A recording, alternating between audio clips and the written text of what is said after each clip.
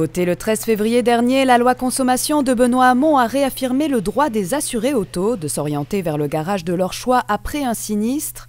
Un dispositif qui était nécessaire pour contrer les assureurs et leur recommandation quasi forcée de recourir à un réparateur agréé. Les assureurs avaient plutôt tendance à dire nous avons une liste de garages conventionnés et c'est là qu'il faut aller. Il fallait vraiment que le client insiste pour aller chez son garagiste habituel ou son carrossier habituel pour arriver à détourner ça. Alors nous, on appelait ça du détournement de clientèle, mais juridiquement, ce n'est pas du vrai détournement de clientèle. On avait beaucoup de mal à le prouver. En dépit de cette nouvelle réglementation, les associations d'automobilistes ne croient pas à un changement des comportements. L'impact va être assez limité. C'est la même chose que sur le libre choix de pouvoir changer d'assureur.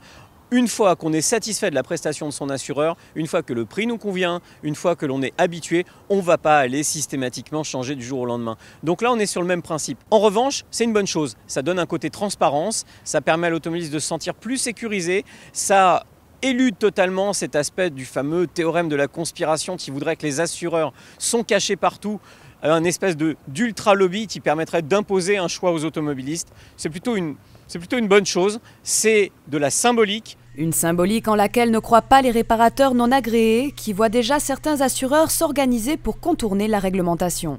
Ils ont déjà prévu les ripostes. Ça c'est fait.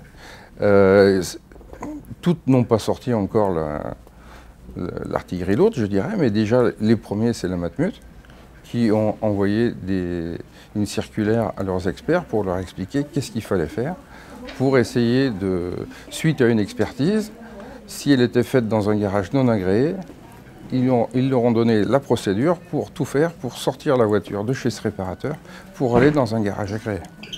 Et il y a même la carotte qui va avec, puisque il est bien marqué sur la note que l'expert sera rémunéré pour sa mission 1,5 fois s'il arrive justement à prendre cette voiture et la faire emmener par le propriétaire dans un garage agréé. Alors l'assuré aura-t-il vraiment le libre choix? Tout dépendra du futur décret d'application de la loi qui pourrait élargir le dispositif et instaurer des sanctions en cas de non-respect. Ce décret devrait être publié au journal officiel à partir de juin 2014.